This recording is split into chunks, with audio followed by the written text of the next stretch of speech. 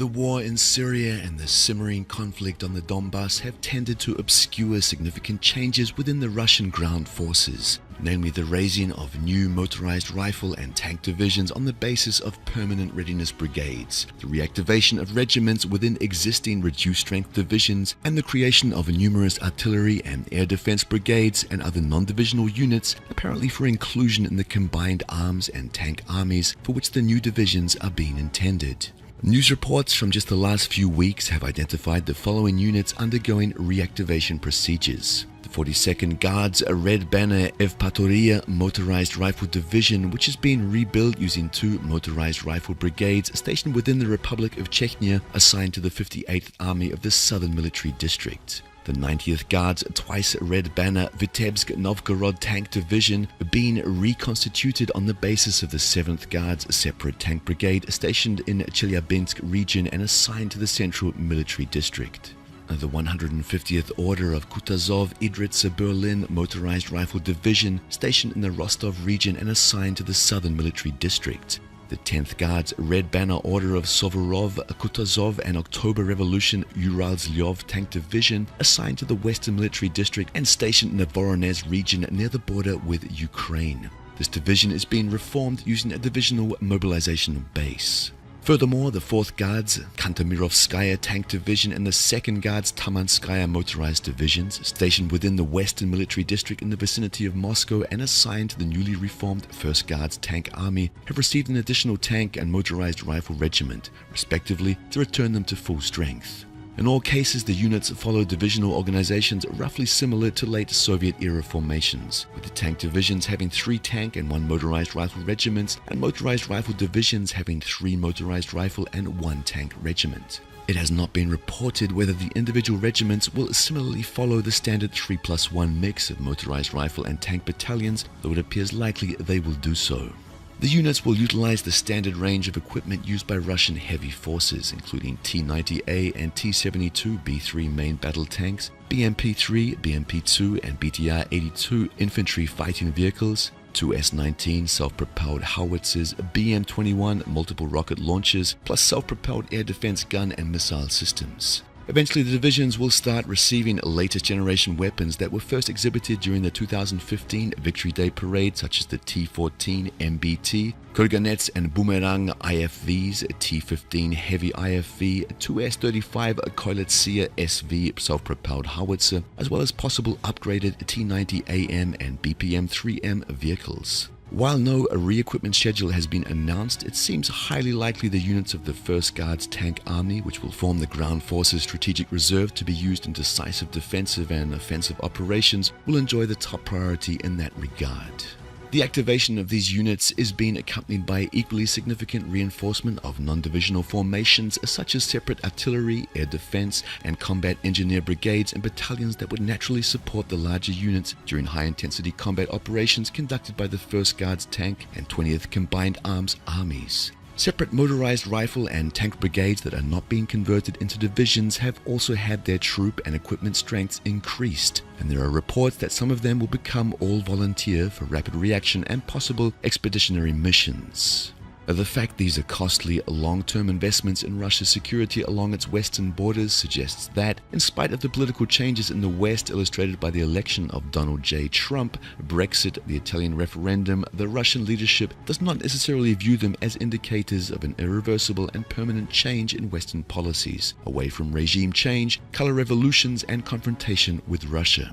EU especially is experiencing the worst crisis of its short existence, and the prospect of its disintegration is driving its elites to frame Russia as a threat to the EU's, through such means as, if Western media are to be believed, hacking, propaganda, and even weaponizing giant squids in order to preserve some semblance of European unity. The prospect of Ukraine's collapse as a state has had the effect of increasing Ukrainian bombardments and provocations along the border with Novorossiya. Finally, many in the US and indeed in Europe are correctly perceiving the recent developments in Aleppo as a victory for Russia and a defeat for themselves, which will naturally prompt them to take revenge elsewhere. The ongoing modernization and expansion of ground forces are by far the most important component of Russia's conventional forces, indicates that the Kremlin is aware the crisis has not yet passed. Indeed, it may not have even reached its peak yet.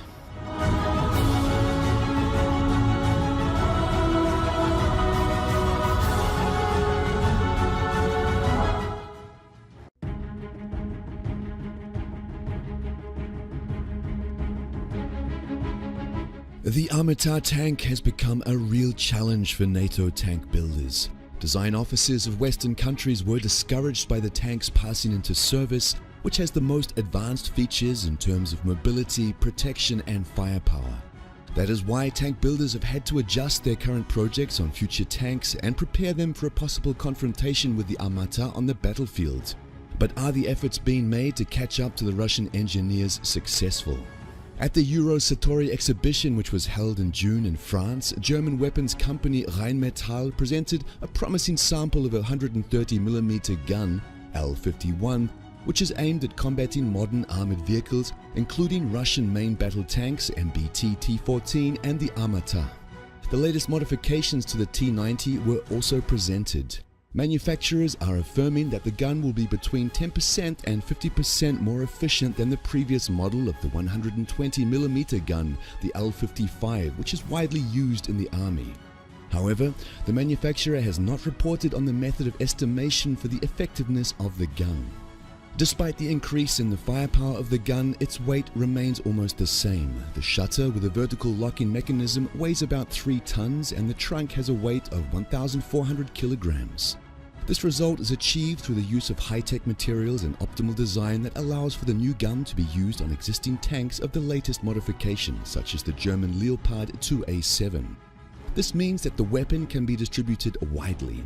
It can also be installed on the projecting German-French tank, the MGCS, which is anticipated to be placed into service after 2030.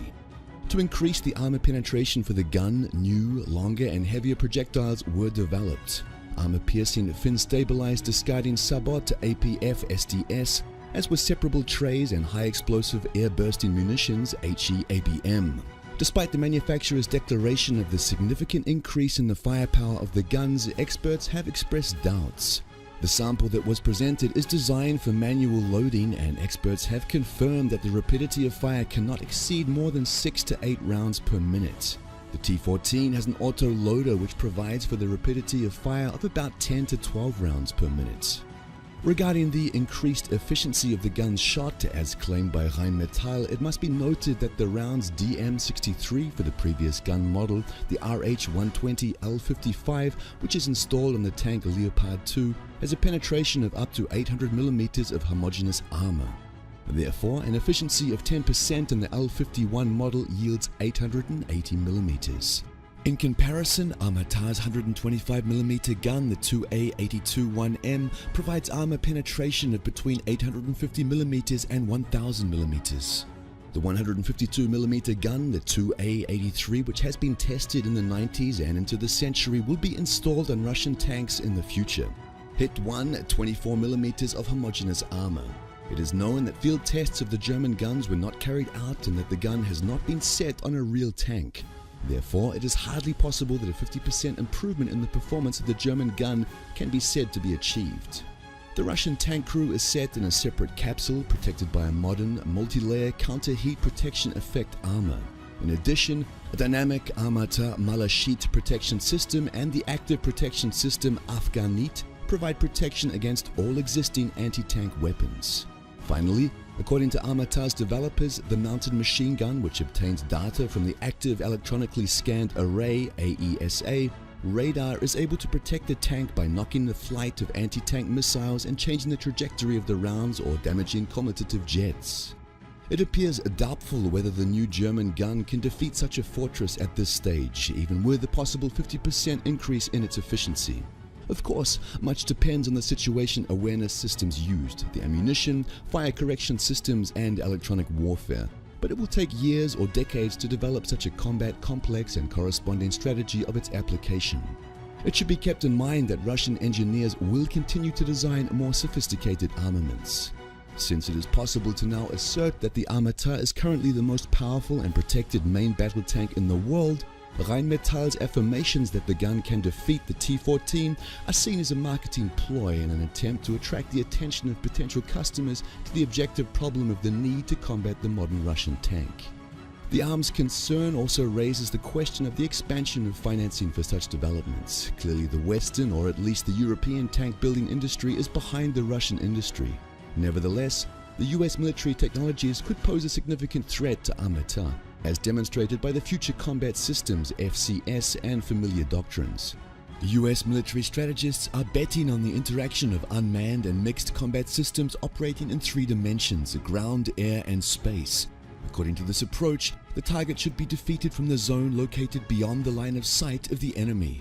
For example, a promising lightly armored 20-ton tank, the XM-1202 Project FCM, equipped with a 120mm gun XM-360, was supposed to launch the mid-range munitions MIMKE or MIMCE to a distance of 12 kilometers and targeted with drones, Class 1 T-Hawk or 4-Fire Scout. It is therefore more likely that in the coming years we will see more Armata-orientated systems of weapons and even so-called Armata killers.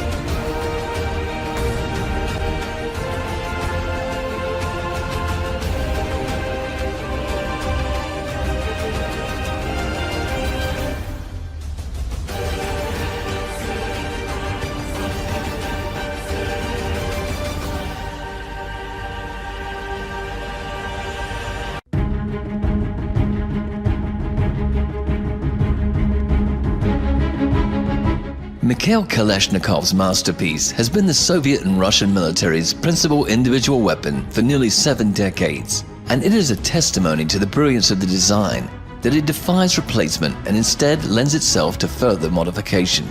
The most important change to the original AK design took place in the 1970s with the adoption of the AK-74, which, instead of the original 7.62mm intermediate round, used a lighter 5.45mm high-velocity round, which gave the weapon greater accuracy and improved lethality. The AK-74 in turn gave way to the 1990s vintage AK-74M, which introduced composites to the design, giving it that characteristic black rifle look, and included a number of other improvements to improve its durability and facilitate the use of night vision and aiming devices.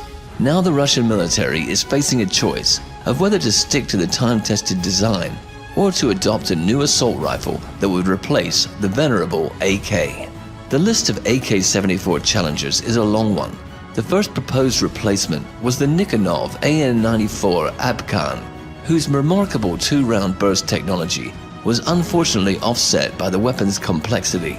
More recently, the Ratnik individual soldier system, profiled in an earlier edition of the Russian Defense Report, prompted the Russian military to solicit proposals for the AK-74 follow-on. 2 rifles were entered, the AEK-971, whose balanced action design virtually eliminated recoil, and the Kalashnikov concern's AK-12, which was designed by Vladimir Zlobin.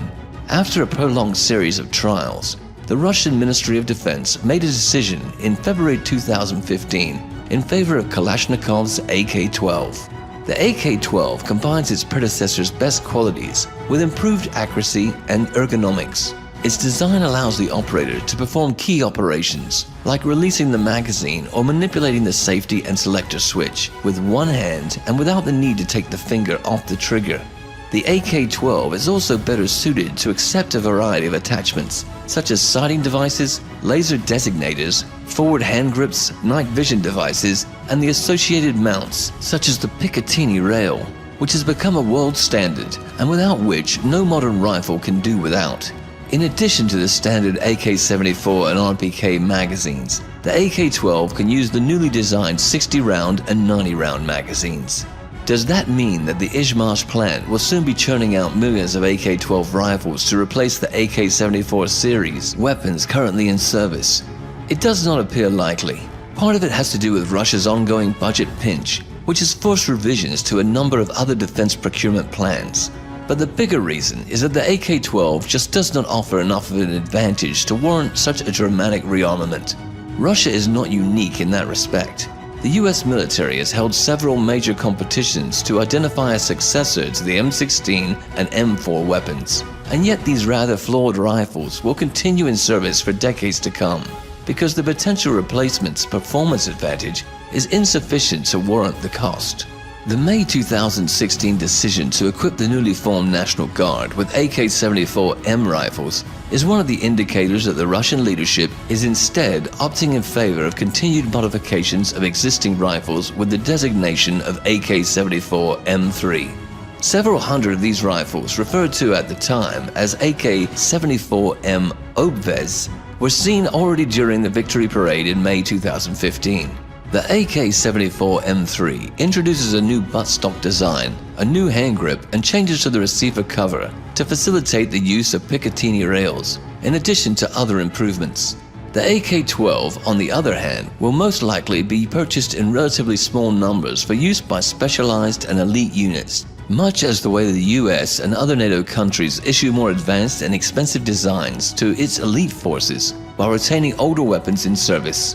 As is usually the case, the question of the relative importance of the AK-74M3 and the AK-12 to the Russian military will likely be shown by their presence or absence at this year's and future victory parades.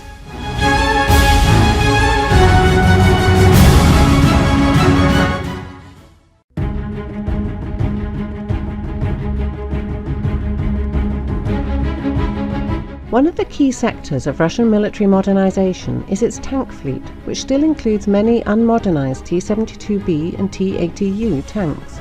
In order to close the tank quality gap with NATO, Russia opted to upgrade the T-72B to the T-72B3 standard, a modernization that yielded a modern tank comparable to the T-90 at a fraction of the cost of buying a new T-90. The T-72B3 tank, which entered service in 2011 at the rate of about 200 a year, and which became widely known thanks to the annual tank biathlon competitions, was intended to be a stopgap measure until the T-14 of the Armata family became operational. According to statements by the Uralvagonzavod, Russian procurement plans entailed the purchase of 2,000 T-14 MBTs. These plans appear to have been modified due to several factors which appeared in the last 2 years. The first was the crisis in Ukraine and the heightened state of conflict with NATO. The crisis raised the need for a truly modern MBT comparable to NATO's tanks to become operational as quickly as possible. While the T-72B3 can be fairly described as a modern tank, it is still inferior in some respects to the latest NATO Leopard 2A6 and M1A2 Abrams tanks. Secondly, the basic T-90 design was also rapidly becoming dated, which reduced its international competitiveness, as evidenced by the success of Ukraine's Aplot tank in the 2011 competition in Thailand, where it won over the T-90. While the T-90 has enjoyed considerable export success, including major contracts with India and Algeria, it is now facing the prospect of being eclipsed by more recent designs from China and even Ukraine. Third, even though Ukraine proved unable to fulfill the Thailand contract in a timely manner, producing only 5 tanks a year in 2014 and 2015, the Russian leadership has to consider the worst-case scenario of Ukraine ramping up a plot production for domestic use with NATO's assistance. Fourth, Russia's economic crisis, caused mainly by the rapid drop of oil prices, means that the ambitious military modernization plans face the need of being as cost-effective as possible. Fifth, the T-14 is a radical design featuring many revolutionary technologies. It is a technologically risky project featuring many as yet unproven technologies, with the possibility of developmental delays. Since its design is very different from earlier Russian tank designs, its introduction would also require considerable changes to the training doctrine, as tank crews trained to use Russia's current tanks would be ill-prepared to use the T-14. As a result, it would be unlikely that Russia could field a sizable and fully operational T-14 force before 2020 at the earliest. The change to Russian procurement plans induced by these factors became apparent in the summer of 2015, when the Russian MOD announced its T-90 fleet would be modernized to the T-90AM variant. This version of the T-90, known by its export designation of T-90SM, was developed in recent years, apparently in response to the T-90's aging and the emergence of viable Chinese and Ukrainian competitors, and was not intended for adoption by the Russian military. However, the need for a quicker and less expensive alternative that would fill the gap until the T-14 became available compelled the Russian MOD to take a second look at the T-90AM, which has the advantage of using already existing T-90 hulls, is a mature project with few developmental risks, and whose familiar layout means Russian tank crews can readily transition to the new design. At least one T-90AM with the 2A82 125mm tank gun developed for the T-14 is undergoing tests at Nizhny Tagil, and upgraded vehicles could be delivered to Russian units as early as 2016 if the Russian MOD desires it. Therefore, by 2025, Russia's tank fleet is likely to consist of about 1,000 T-72B3 tanks, 400 or so T-90AM, and about 500 T-14s, with their numbers steadily increasing. This force would have both qualitative and numerical superiority over any conceivable combination of Russia's opponents at that time.